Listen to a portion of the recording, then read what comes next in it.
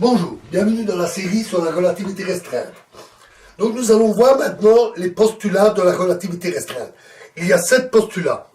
Alors, ça vous étonne peut-être, parce que vous avez peut-être déjà entendu parler dans d'autres vulgarisations ou ailleurs, qu'il y avait 2 postulats importants qui fondaient la relativité restreinte, ce qui est vrai. Mais en réalité, il y a d'autres postulats qui sont des postulats logiques ou des postulats implicites qui sont éventuellement issus de la physique classique et qui sont aussi utilisés. Donc ici, nous voulons être complets et bien décrire l'ensemble des postulats qui sont utilisés. Les 2 premiers sont ceux que l'on rencontre habituellement. Alors le premier, c'est celui que nous avons vu, le principe de relativité. Et on choisit ici de le respecter. Plus exactement, ici, on adopte le principe de relativité restreint, celui qui s'applique au référentiel galiléen, comme nous l'avons vu. Et aller au-delà de ce principe, donc utiliser le principe de relativité généralisée, conduit à la relativité générale que nous verrons plus tard. Ce postulat est logique, mais il a aussi de forts liens avec la physique. Parce que par exemple, si j'établis des règles pour construire une horloge, des règles précises, strictes, dans sa construction et son usage. Dans ce cas-là, par exemple, l'influence des champs magnétiques, de la température, etc. Supposons qu'on ait un observateur, K, avec son référentiel, il construit une telle horloge. Et K', un autre observateur, son référentiel, construit également une telle horloge. Alors, puisqu'elles sont construites exactement de la même manière, avec les mêmes règles, on peut admettre que les 2 horloges fonctionnent avec des rythmes identiques.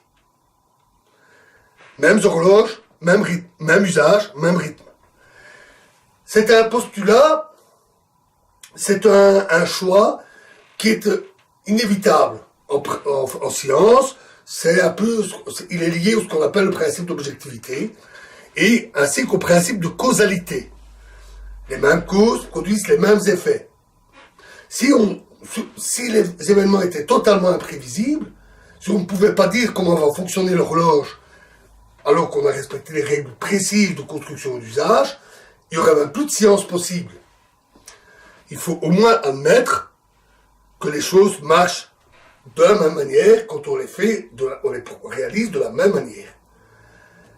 Notons que la mécanique quantique prévoit un peu une violation de ça par ces aspects aléatoires. C'est quelque chose qu'on aborde dans la mécanique quantique et dans la série que je réalise là-dessus, mais c'est quelque chose que nous n'aborderons pas ici. Donc ici, on reste dans une physique non quantique.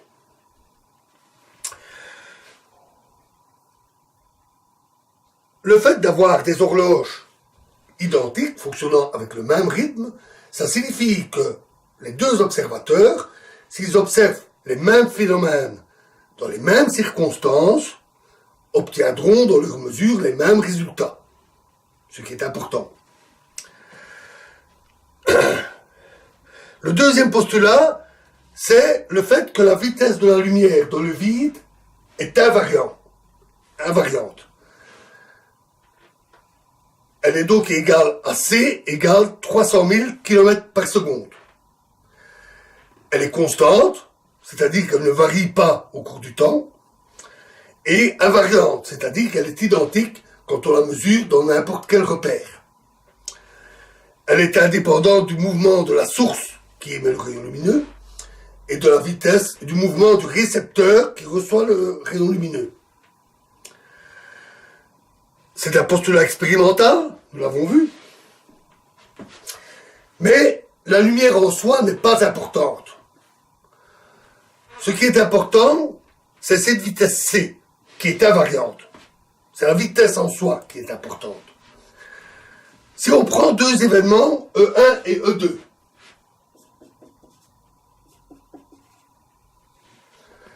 tels que dans un repère, disons le repère K, avec des coordonnées x1, t1, de T2 est tel que x1 moins x2 divisé par, plutôt x2 moins x1, divisé par t2 moins t1 est égal à c. Donc la distance divisée par la durée entre les événements est égale à c. Dans ce cas-là, si un signal lumineux part de E1, donc l'événement E1 est un signal lumineux est émis, il arrive en E2, c'est l'événement, le signal lumineux est reçu, il arrivera effectivement en E2 puisque le signal lumineux a la vitesse c dans le vide. Et puisque c est invariant, alors dans K', on obtiendra également c. Mais peu importe qu'est-ce qui se passe en E1 et en E2, si deux événements ont même coordonnées, position et durée, on peut les considérer comme identiques du point de vue de l'espace et du temps. Et donc peu importe que ce soit un signal lumineux qui ait relié les deux événements. Tout autre signal qui serait utilisé, se déplaçant en vitesse c, ou simplement considérer les événements en soi, implique la conservation, l'invariance du rapport c. Donc on peut dire que la relativité restreinte n'est pas une théorie de la lumière, nous en avions parlé dans l'introduction, c'est plutôt une théorie de la vitesse c invariante. On pourrait vraiment la qualifier comme ça. C'est la théorie de la vitesse c invariante. C'est le postulat central de la relativité restreinte. Troisième postulat, le nombre de dimensions de l'espace et du temps, c'est 3 dimensions d'espace et une pour le temps. On en avait parlé un peu aussi, et c'est donc un postulat expérimental. C'est un constat. Mais on peut facilement le généraliser. On pourrait travailler avec plus de dimensions, au moins en théorie. Et c'est ce qu'on fait, par exemple, en théorie des cordes. Et on peut aussi travailler avec moins de dimensions. Par exemple, dans les exemples, nous avons parfois pris, et nous prendrons encore, des cas où nous n'avons que 2 dimensions spatiales ou une seule dimension spatiale. Les coordonnées dans les autres directions étant considérées comme constantes. Donc on prend une situation plus simple, située dans un plan ou située sur une droite. Quatrième postulat, l'universalité. On a le monde réel et un événement. Une pomme qui tombe, de la poudre qui explose, peu importe. On utilise un repère K, il y a un point qui lui correspond. Il y a au moins un point qui lui correspond. On utilise un repère K' pour référencer les événements. Il y a un autre point qui lui correspond dans K'. On l'appelle, ce postulat d'universalité s'appelle aussi postulat d'application. Parce qu'on peut établir une application, au sens mathématique, qui identifie les événements mesurés dans K et les événements mesurés dans K'.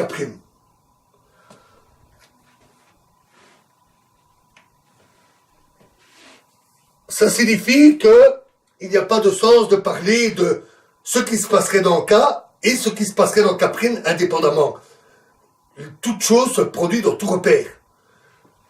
Et on peut les relier ensemble. Ils correspondent à un événement unique.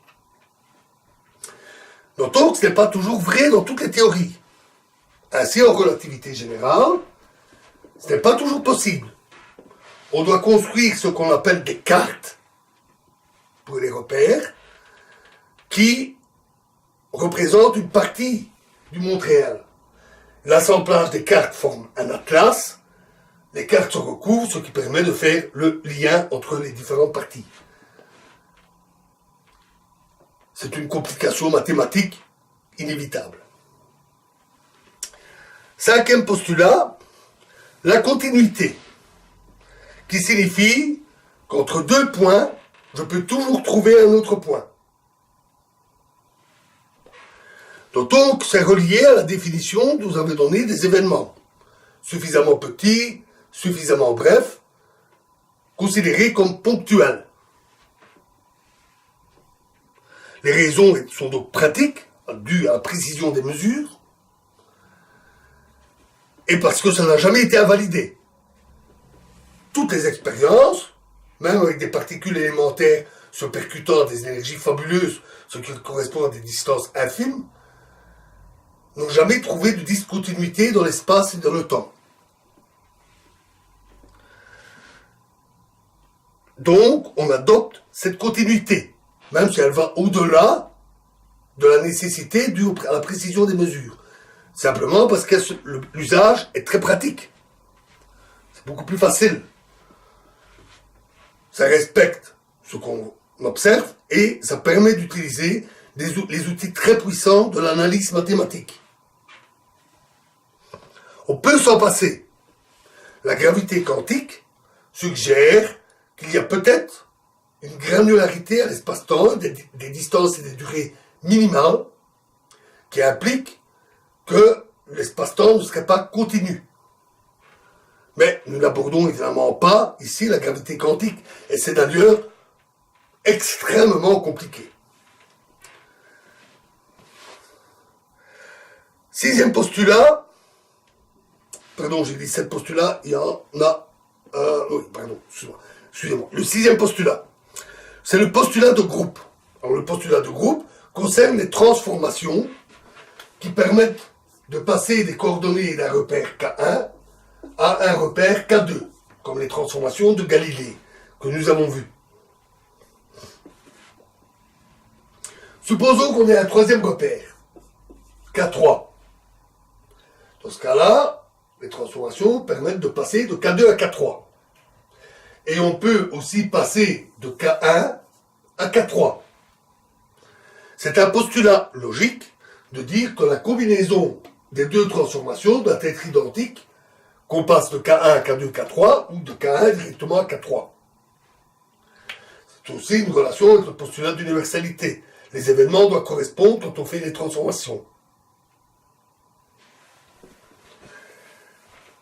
On a des transformations inverses, des transformations identité, où on reste dans un seul repère, et donc les éléments respectent les transformations, respectent les règles, les lois qui définissent les groupes mathématiques, les groupes au sens de la théorie des groupes en mathématiques. Ainsi, les transformations de Galilée correspondent au groupe de Galilée. Les transformations de Lorentz correspondent au groupe de Lorentz. Et si on y ajoute les translations, on obtient le groupe de points carrés. Il existe bien d'autres groupes en mathématiques et qu'on rencontre souvent aussi en physique. La théorie des groupes est très puissante et n'est pas élémentaire, il y a énormément de choses à étudier, mais heureusement nous pourrons nous en passer. Au moins pour la relativité, on peut se passer de ces outils de la théorie des groupes. Je dis heureusement parce que ça nous entraînerait dans l'étude des groupes. Septième postulat, l'espace est euclidien. Je ne parle pas de l'espace-temps, mais de l'espace. Donc on prend un repère K donné, un instant T donné, et donc on a un ensemble de points définis par les coordonnées X, Y, Z spatiales. Et on dit que tous ces points, cet ensemble, cet espace, obéit à la géométrie d'Euclide, celle qu'on apprend à l'école. C'est-à-dire que si on trace par exemple un triangle, la somme des angles fait 180 degrés. Si on trace un cercle, le rapport entre le rayon et la circonférence est pi. Pardon, entre le diamètre et la circonférence est pi. Et ainsi de suite. C'est un postulat très fort. Il est basé sur l'expérience. Depuis des siècles, l'homme a construit des bâtiments, des routes, en utilisant la géométrie d'Euclide. Mais ça reste un postulat très fort et non démontrable. Pendant longtemps, les mathématiciens, pendant des siècles, les mathématiciens ont cru qu'elles pouvaient être démontrées. Mais non, il existe bien d'autres géométries tout à fait consistantes, sans contradiction. La géométrie sphérique, la géométrie hyperbolique, la géométrie riemannienne, et encore même d'autres géométries. Il existe d'autres possibilités. Et il se fait qu'en relativité générale, on le verra, ce postulat est faux. On ne peut pas admettre ce postulat en relativité générale. Ici, on est en relativité restreinte, et donc on adopte ce postulat d'un espace qui est euclidien. Tout ça, tous ces postulats, nous indiquent aussi le domaine d'application de la relativité. D'abord, il faut ignorer les effets de la gravité, au moins en ce qui concerne les effets sur l'espace et le temps. C'est-à-dire la relativité générale. On reste dans le cadre ici de la relativité restreinte. Ça veut dire aussi avoir des longueurs raisonnables. Parce que si la géométrie n'est plus euclidienne, on risque d'avoir de mauvaises surprises. À de grandes distances, on pourrait avoir des parallèles qui ne le sont plus, qui se croisent. Ou avoir des triangles dont les sommes des angles ne feraient pas 180 degrés. Donc, la relativité restreinte ne peut pas s'appliquer à l'univers dans sa globalité. Les distances, la gravité est omniprésente et les distances sont beaucoup trop considérables. En général, sauf pour quelques phénomènes comme le ralentissement des horloges des GPS, la relativité restreinte s'applique très bien sur Terre. Il faut aussi ignorer les effets de la gravitation quantique. Alors, pas de la physique quantique, parce que, bon, j'en parle pas ici, ça sera dans la série sur la mécanique quantique, mais la mécanique quantique et la relativité se marient très bien. La relativité restreinte. C'est la gravité quantique qui pose problème. Déjà, on a décidé d'ignorer la gravité, mais la gravité quantique entraîne peut-être des problèmes avec la continuité ou des choses de ce genre. Donc ça fixe les limites. De toute façon, la gravité quantique, elle est inaccessible actuellement à l'expérience. Tout ça, ça reste très spéculatif, la gravité quantique. C'est une théorie très très spéculative qui ne sont pas encore du tout validées. Donc, cela fixe le domaine de la relativité restreinte sur lequel nous allons travailler. Pour construire la relativité restreinte, nous allons procéder de plusieurs manières, et nous allons commencer par une manière assez simple, assez traditionnelle, qui est d'utiliser des expériences de pensée. Alors dans la prochaine vidéo, qui sera une vidéo assez courte, je présenterai qu'est-ce que c'est que les expériences de pensée et comment on doit les voir. Je vous remercie.